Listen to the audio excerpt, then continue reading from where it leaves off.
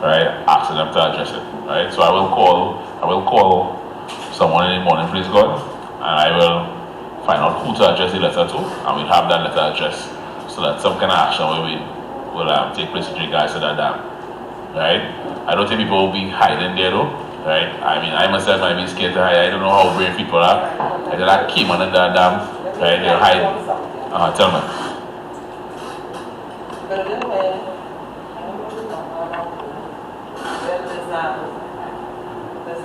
Right, I know where she is. Yeah. There was an empty unit on the first unit. Yeah. Someone moving there. A man was living there and he had a garden. He said he had a garden behind the fence there. So he used to be there very often in the backyard. And he could go there, anyone. I don't think he's there. No, I know you're not there, right? And people just go across there. Alright, with the drains being too small, right? We must understand that Lakeview, as the councillor would have said, is a development that has not been handed over to the corporation, vested in the corporation, right? But we do understand that the people who live in Lakeview are also burgesses in the borough, right? So we talk to the Minister of Housing with regards to some of the issues, right? The lights to be serviced, right? The light post does not have the numbers, right? That is going to pose a challenge with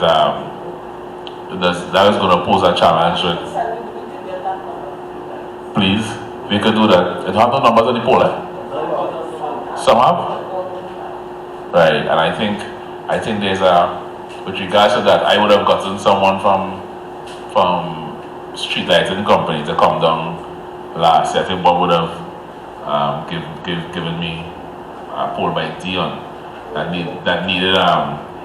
needed fixing, right? But they cannot open the lock, right? So that needs some special type of Allen key or something like that, right? So I'm not too certain if they are really equipped to deal with that, right? So I'll have to find out from the street lighting company if they can, because right, it's a contractor, right? So maybe they have to get that same person to come back and address that light situation, right? The light by the road by Chicken Trace, that has also gone up on the list. With regards to the tank farm, you mentioned, I was trying to Google some stuff here on that, right? Yeah, it's basically hydrogen sulfide, a chemical compound, right? Smells like rotten eggs, you know, that kind of thing, right? But my experiences in the last year or so has actually been decreased, right? I'm not sure if that's your experience as well. For somebody who lived there all my life, it has been decreased, the amount of emissions, right?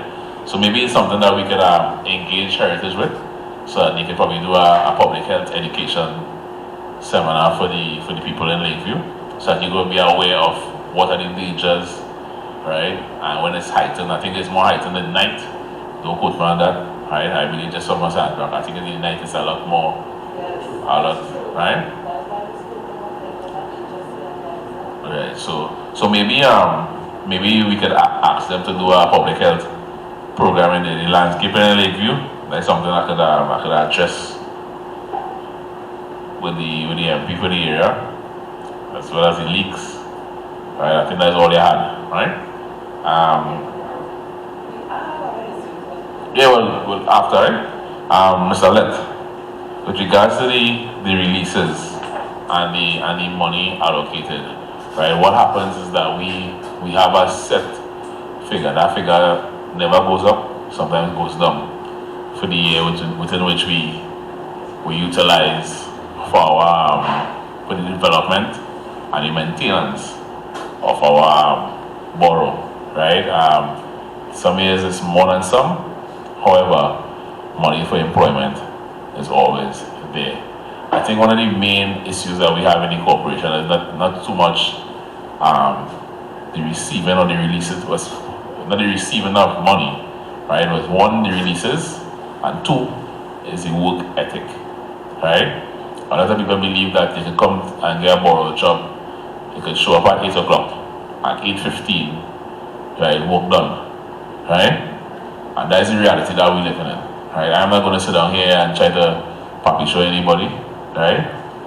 We have that challenge, and that is our greatest challenge that we have, right? As soon as we are trying to address that challenge with regards to people showing up to work on time and actually producing, right, so that we can see the fruits of labor, right? And I believe that once we see the fruits of people's labor, right, then our borough will go from strength to strength and go a lot faster than it's going now, right? We cannot keep investing in material, right, and then the labor force, right, is not utilizing that material for the benefit of the people, right? So that is something that we actually addressing, right? So that's basically it. But other than that, we are, as a corporation, are working on our dissemination of information in a timely fashion, right? And we're working on the platforms to do so, whether it is a social media platform, whether it's print media, right? We kind of trying to be a bit more robust in terms of getting information out and in a timely manner.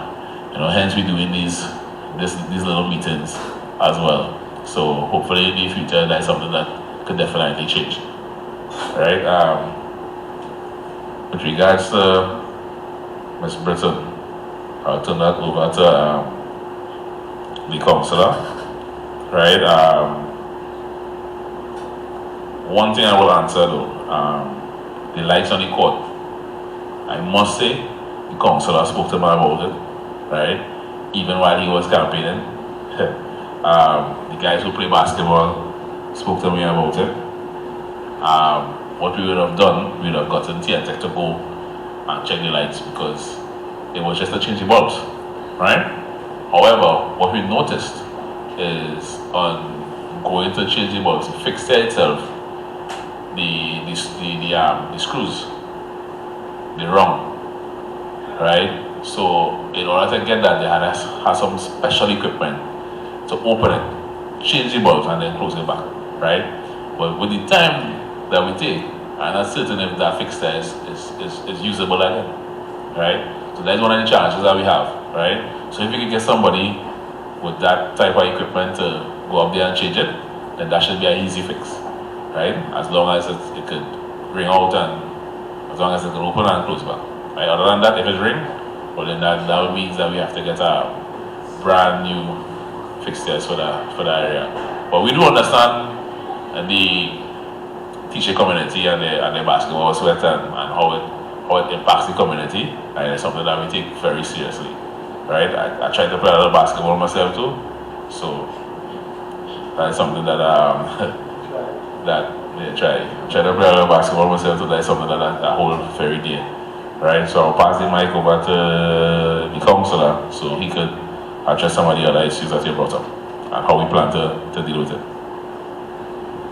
Right, Ms. Britton. Regarding the issue of gambling on First Street, it's not only an issue on First, it's First, Second, Third, Seventh, Play Park. Well, they don't have no bleachers to wear, they have no ground to go on again because of the construction, but it's an issue that's plaguing Techier. And one thing I would have done, I'd have spoken to one of the representatives from the municipal police about it just today. You laugh and smile, right? Good. And I would have also spoken to Constable Thompson, who is one of the constables in charge of community policing. We'd have had a lengthy conversation about it, as well as Inspector Carter and Councillor Carrington, who are in charge of security for the area, for the borough. We're going to take a very,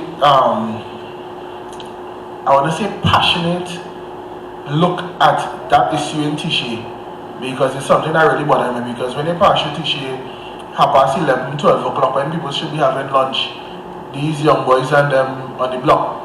And one of the things that Constable Thompson explained is that there's going to be a heavy police presence in Techier, especially because of the string of violence and drug use in the area. Police are going to be showing their presence a lot heightened in the area. So I'm praying to God that we have some relief shortly, and I understand that members of the municipal police as well are looking into the issues in the Techier and even the wider borough. With regards to the lights on the court, well, the mayor would have elaborated on that. It's something that I have been looking at for a while, and he was a bit modest when he said I spoke to him about it once. We always talking about it because I told him I want to come back and sweat basketball in Techier, so I had to get the lights fixed, right? I have a list here I could probably let you know. The 37 Link Road, that's one of the areas that we have listed for new lights, as well as on First Street, light pole 61, that's an area we're looking to put a light on as well, because they have never had a light before. That's down in the corner, right, where where the incidents happened over the weekend. We also look at putting some new lights in Cochrane Newell Avenue, Sesame Street. That is to head to the back, the link to bring you back into Sally Trace in the back there. There's an area in the back there without lights. There are about 17 street lights in the area that need repairs. So that's something that we're looking into. The mayor has spoken about a list that would have gone to Techier. Those are the areas also on the Techier basketball court, Gonzal basketball court and netball court, that area. Same thing with the fixtures. Some of the poles in that area need changing. So the electricians on the borough would have gone up, thanks to Mr. Thompson, and realized that the poles there in that area also need changing on the basketball court, because we don't want to send somebody up there to change the lights and then they end up in the problems falling off. We also have some road repairs to be done. Savannah Road, Carrico Trace, the road crossing to come in Techier. Those are issues that we have on the list to address. Lawrence Street, Gonzal, Sally Trace, number 8 Road, Noel Avenue. I also have here speed up to 7th Street, but I've explained to the residents of Techier I will need a written petition so that we can take to the police department and the safety to have those that needs assessment done, so we could look at doing the road. So President of the Village Council, I want to place that in your hands to get a petition from for the speed bumps on 7th Street, please. Right? Up to today, I've spoken to us about Sally Trace, the big hole it have there. So I'll show you passing by it every day. I know it bother in here to go in Fraser Street right on that corner there. Right? I up to my car tire drop down in that one and I show a shot there or bus. But you'll see what that way. They said that next week they will come down and look at some of the areas. So we working hard to get those issues rectified. The drain on 8th Street. Right now the borough on their schedule is at 6th Street. Mr. Marcus?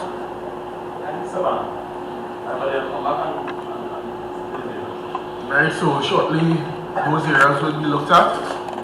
It's 19th Street, we have 19th Street, so those areas will be looked at and will be cleaned very shortly. Right? One thing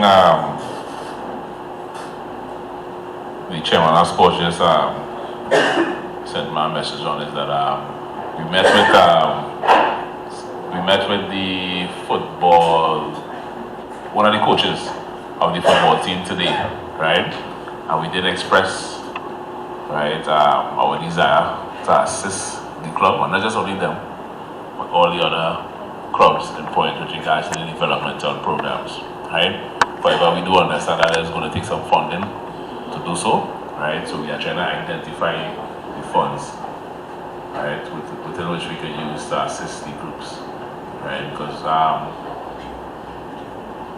we see football and we see those young groups as being the nursery and being the next generation of footballers, right?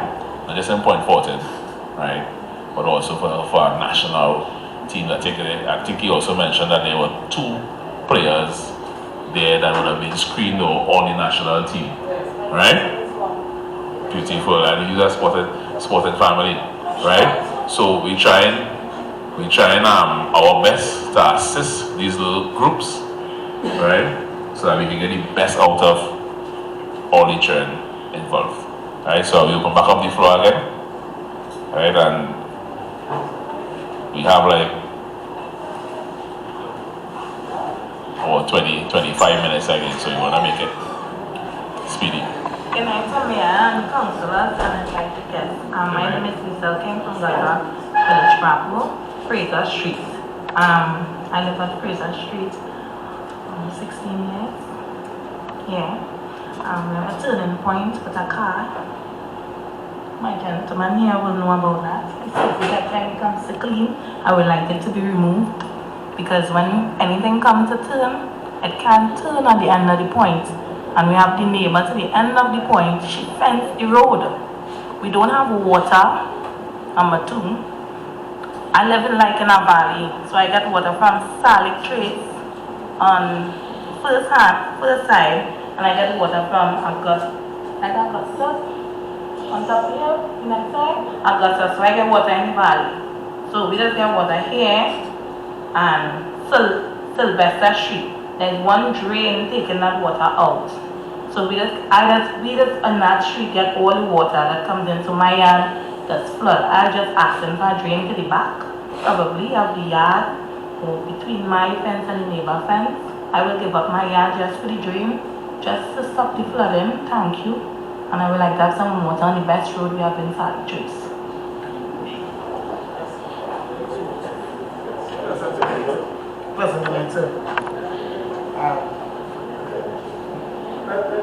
Well, wait. Now my concern. Well, I said Alright. My concern is one that hit very close, well actually at home, just very recent. I'm sure the members of council would have known and heard of it. You know, I had a break-in in my home on Monday last and was robbed at gunpoint and attempted rape. I am thankful for life first to begin, and you know, although I'm just asking because I'm asking as soon as I heard it as security, chairman and security, and I asked him a very own councillor because I work with him in his office. You know, I was asking what about, and when I heard Mr. Adams spoke about the patrol of the municipal police, because the deputy mayor here was correcting her continuously, is the municipal police that do the patrols.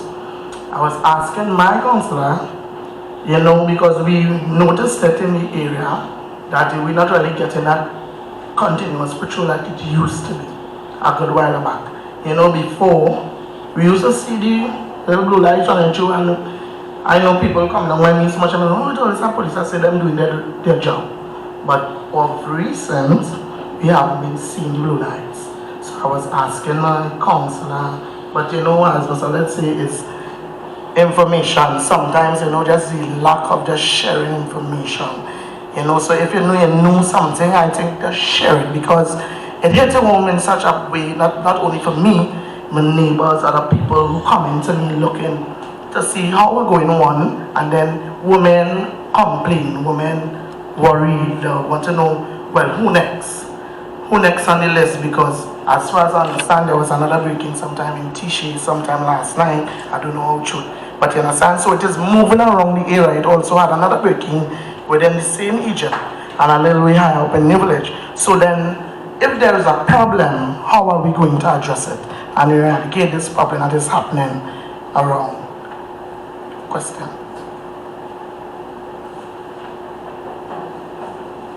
Mr. White, we'll take you two, right? We'll take both of you. So Mr. White first, and then if you really want to go first, or else sort it out. So we'll take, alright, we'll take you four, right? And then we'll go on to answer the question.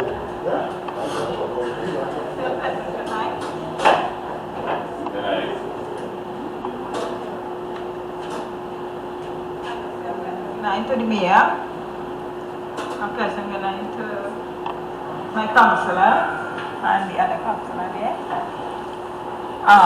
First, I stand here to represent, my name is Michelle King Richards of number 25 Savannah Road, Guapo.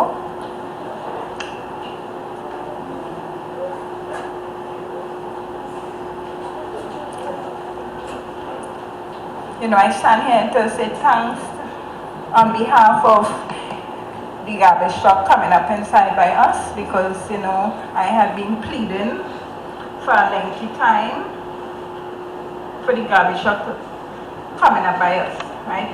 So I just want to say thanks tonight because we used to throw the garbage outside where Sheldon newly built his house there, and that was becoming a hassle.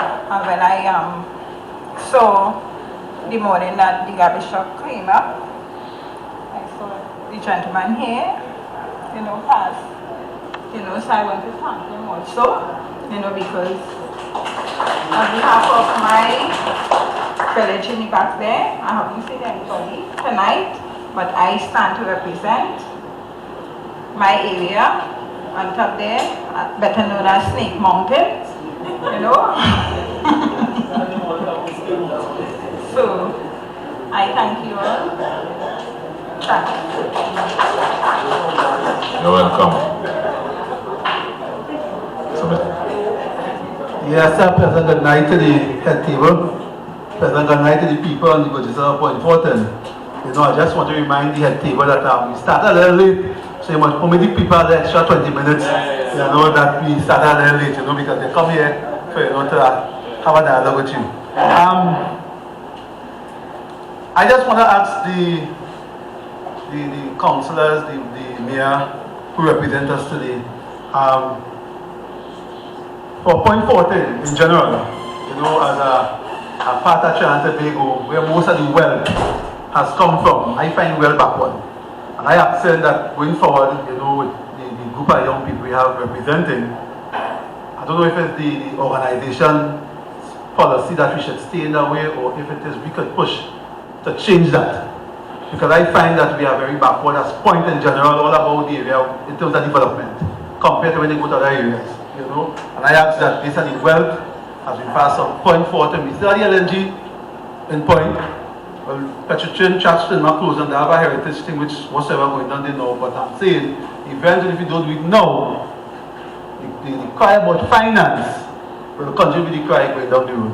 I was also encouraged that we have these people, these commerce, these business. We need to get these people involved and let them play the part. I hear talking about cleanup and things, but I find that these people is going to benefit in Point. And we, the people, the still the economy, the small man was buying in their groceries, in their stores, in their bakeries and everything, is really still the economy. And I feel that when you have a meeting with them, they need to put out something for the betterment of the areas in which they live in. They must be able to sponsor programs, sponsor things. Because we want development. If we want development, going forward, these people must need to sponsor, take responsibility. We need to do a root cause analysis. We talk about what's happening in some of the areas. We need to do a root cause analysis. Why? Why did it get there? If we don't know why it get there, then we can't fix it. No matter how much money we spend, how much program we put in place, we can have the same problem. So we need to start to do a root cause analysis. I hear you talk about a mentorship, but in terms of mentorship, yes, you can put that, but if we don't understand the problems some of these people have, we'll be spending top in money. We need to have quick response. I hear you talk about that also, and that is good. When people come to the councillors and lay the problem situation, we need to get back our feedback. A timely feedback is important. You see, no matter why, when people come as councillors, you don't come to represent a party, you come to represent people. And if you have a problem where you can't get what I want, you let me know and let me help you get. If it is we have to go as a community, as a street, as an area, to go with you, to state the case, let me do so. We cannot accept we having people representing us. And when they just come to say that, well, boy, as you made the point, you send up for the approval and they tell you, it's an approval. And you have to go back again. People can understand that. So you just want to tell a man, well, I send it up, and then approve it by the somebody. You come and talk to your people, and if you want them to go with you, let them go with you. And say, here, these are the people I represent here, and there are problems. Again, I want to say, I find we are quiet the other day. Point Fortin environment is close to Santa Flora. And the other day, Heritage take a position to play the closing of vote at a certain time. And I find we didn't get the education or the representation that ought to be from the councillors, the mayor, the whatever, in making a statement, an open statement about it. You see, people want to know that they are cared for. And once you make statement, people will support all the way. It's not about, I just say, representation is different to following policies and procedures. And once you're representing people good, people will continue to support. Right? In terms of creating opportunities for young people, as we are here, we spoke again about creating opportunities. Playgrounds, I hear some people talk about it, and in every community, playgrounds are essential. And what I'm saying is that yes, we put some lights on some of these playgrounds, but the efficiency of the lights are not good. Yes, the children might still come and think, but if you want to do something like we used to do some football under the poor lighting conditions. But what happening now, everybody looking to hustle something some way. They don't have jobs that it's used to, so when they get here, they take it. And everybody working until 6 o'clock now. So you can't get people coming out for to play football and thing again. So what you try to do now is try to utilize the night football if you want to do the community things. And that's the reality, right? Everybody want to hustle with that hustle is 6 to 6, 7 to 7. So if you want to keep any community thing, you can't come and say stand up for match at first one evening. So I'm saying you get the grounds and the quality of lighting upgrades on some of the grounds, the basketball grounds, the netball grounds, these areas. I think we could do so and set some program in place to develop our young people going forward. You know, I would like to get a little area in Guapo ground. I'll talk to the councillor there for we to do regular cricket as a sport in concert. You see, if you want to develop our children, because sports are money these days, if they make academics, sports they can make something. But if they don't have the avenues to do so, we can talk how much we want here and how much things we sung nicely and we don't have things in place. I would like them come here next year. And we say the same thing. You come like one of us fail. You know? So I mean, we don't want to come on a talk shop, and I want to say to everyone here, whatever representative is, if you're getting a problem, if the mayor getting a problem, Lyndon, come and talk to me. We go and give my visit for you. I say, you say, we're kind of fronting in this one representation. If you want support, because if you feel okay, you get through certain things, and if you are hey boy, them fellas come by me, boy, now what's some help? And you have to go by the MP. If the MP getting trouble, you go by the MP too. You see, representation you want. This is not about saying down and playing cats and mouse in it. Because too far, people in Point Fortin have been silent, and we taking out that foolishness. And we should take the competent representation because some of going on that's about the representation. So I just ask him, you know, I know that you know how to go from strength to strength. We continue to have these discussions, you know, and we put things in place going forward to have better relationships going. Thank you.